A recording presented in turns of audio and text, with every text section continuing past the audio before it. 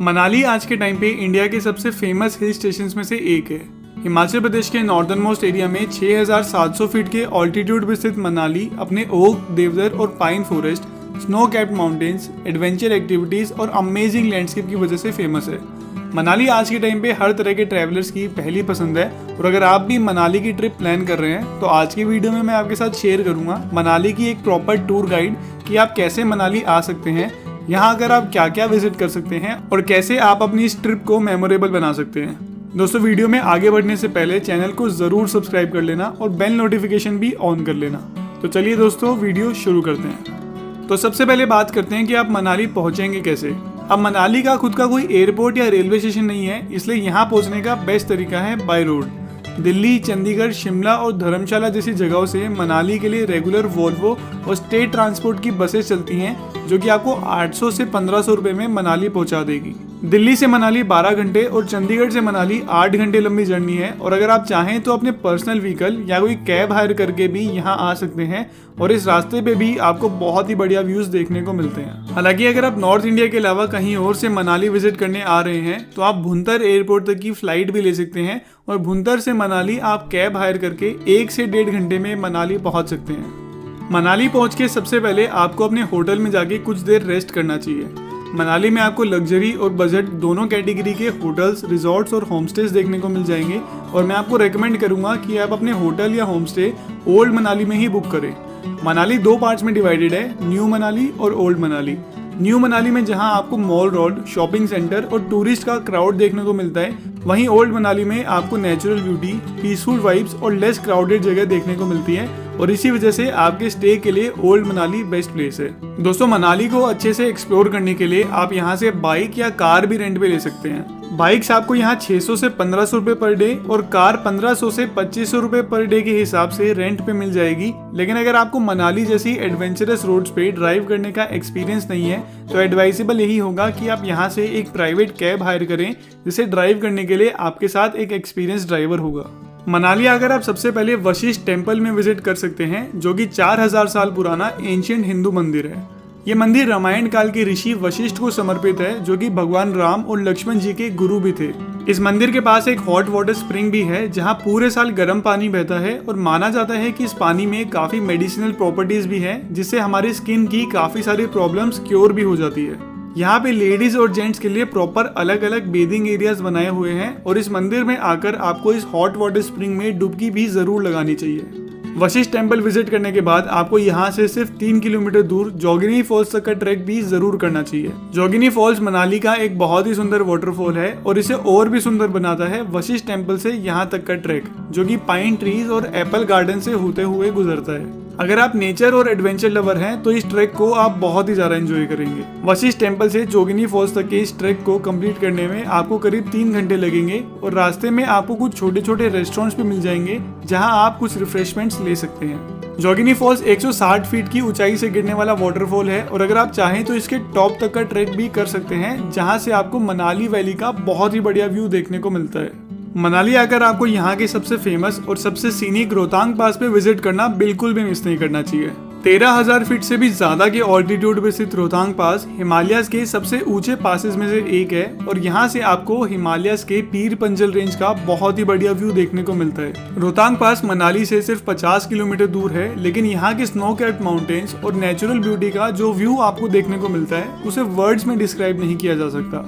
रोहतांग पास इतने high altitude पे स्थित है कि समर्स के टाइम पे भी आपको यहाँ काफी ज्यादा स्नो देखने को मिलती है जो कि यहाँ के लैंडस्केप को और भी ज्यादा सुंदर बना देता है। रोहतांग पास पे विंटर्स में इतनी हैवी स्नोफॉल होती है कि इसे नवंबर से मार्च तक कंप्लीटली बंद कर दिया जाता है और आप सिर्फ मई से अक्टूबर तक ही यहाँ विजिट करने आ सकते हैं। रोहतांग पास पे पहुंच के आप यहाँ के पैनोरामिक व्यूज और नेचुरल ब्यूटी को एंजॉय करने के अलावा mountain biking, snow scooter, sledge ride और स्कीइंग जैसी एक्टिविटीज का भी मजा ले सकते हैं। हालांकि रोहतांग पास विजिट करने से पहले आपको इस बात का ध्यान रखना होगा कि यहाँ विजिट करने के लिए आपको एक प्रॉपर परमिट लेना होगा। रोहतांग पास एक बहुत ही सेंसिटिव एरिया है और यहाँ की नेचुरल ब्यूटी को प्रिजर्व करने के लिए हिमाचल प्रदेश गवर्नमेंट ने यहाँ आने वाले व्हीकल्स पे लिमिट लगाने के लिए इस परमिट को इंट्रोड्यूस किया है। रोहतांग पास के लिए दो तरह के परमिट्स होते हैं। एक वो परमिट जो आपको मनाली से रोहतांग पास तक जाने के लिए लेना होता है और एक वो परमिट जो आपको रोहतांग पास से आगे जाके लद्दाख या स्पीति वाले रास्ते के लिए लेना होता है। अगर आप मनाली से सिर्फ रोहतांग पास विजिट करना चाहते हैं तो आपको 500 रुपए की परमिट फी और 50 रुपए की कंजेशन फी पे करके अपना परमिट लेना होगा। और अगर आप रोहतांग पास से आगे जाके लद्दाख या स्पीति जाना चाहते हैं तो आपको सिर्फ 50 रुपए की कंजेशन फी पे करके अपना परमिट मिल जाएगा। ये परमिट आपको डिस्ट्रिक्ट एडमिनिस्ट्रेशन कुल्लू की ऑफिशियल वेबसाइट से मिनिमम 2 दिन पहले लेना होगा और रोहतांग पास पे एक दिन में सिर्फ 1200 व्हीकल्स ही अलाउड होते हैं, तो मेक श्योर कि आप अपना परमिट एडवांस में ही बुक कर लें।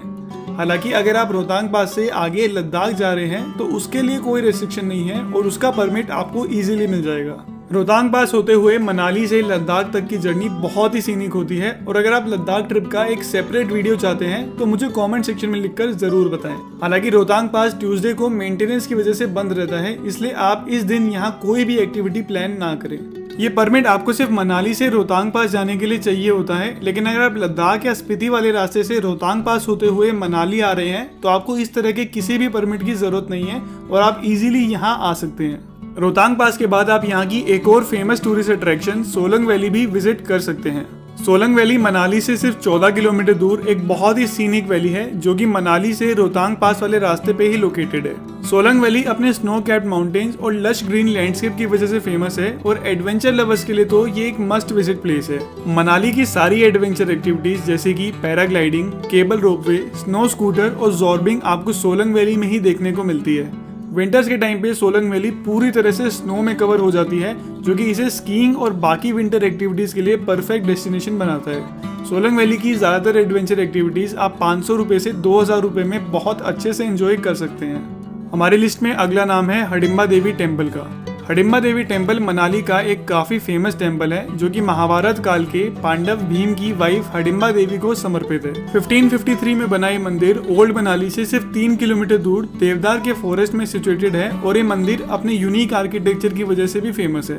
पगोडा स्टाइल आर्किटेक्चर में बना ये मंदिर मेनली लकड़ी और पत्थर से बना है जो कि अपने वुडन गेट्स और कोन शेप्ड रूफ की वजह से जाना जाता है और इस तरह का आर्किटेक्चर आपको बहुत ही कम हिंदू मंदिरों में देखने को मिलता है। हडिम्बा देवी टेम्पल विजिट करने के बाद आप यहाँ से कुछ ही किलोमीटर दूर जाना विलेज के जाना वाटरफॉल पे भी विजिट करने जा सकते हैं जो कि 30 फीट की हाइट से बहने वाला एक बहुत ही सीनिक वाटरफॉल है।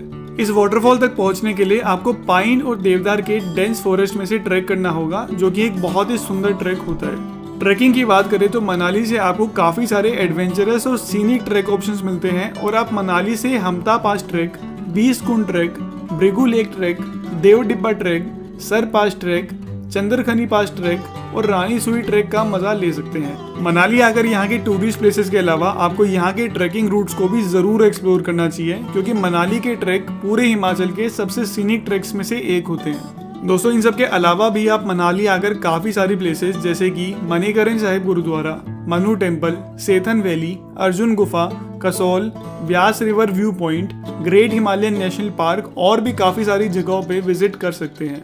मनाली के बारे में एक और चीज आपको ध्यान रखनी होगी कि बस के अलावा आप किसी भी व्हीकल से अगर मनाली में एंटर होते हैं तो आपको उसके लिए भी एक परमिट लेना होगा जो कि बाइक के लिए 100, पर्सनल कार के लिए 200 और पैसेंजर व्हीकल के लिए 300 रुपए में आपको डिस्ट्रिक्ट एडमिनिस्ट्रेशन कुल्लू की वेबसाइट से इजीली मिल जाएगा। अगर आप भी मनाली की ट्रिप प्लान कर रहे हैं तो बेस्ट एक्सपीरियंस के लिए आपको मार्च से जून और सितंबर अक्टूबर में यहाँ विजिट करना चाहिए। लेकिन अगर आप स्नो लवर हैं और स्कीइंग जैसी एक्टिविटीज का मजा लेना चाहते हैं तो आप विंटर मंथ्स में भी यहाँ विजिट करने आ सकते हैं। तो दोस्तों ये था हमारा आज का वीडियो। अगर आपको ये वीडियो अच्छा लगा तो अपने फ्रेंड्स और फैमिली के साथ वीडियो को शेयर करें, चैनल को सब्सक्राइब करें और लाइक का बटन दबाना ना भूलें। अगले वीडियो में मिलते हैं। Till that time good bye.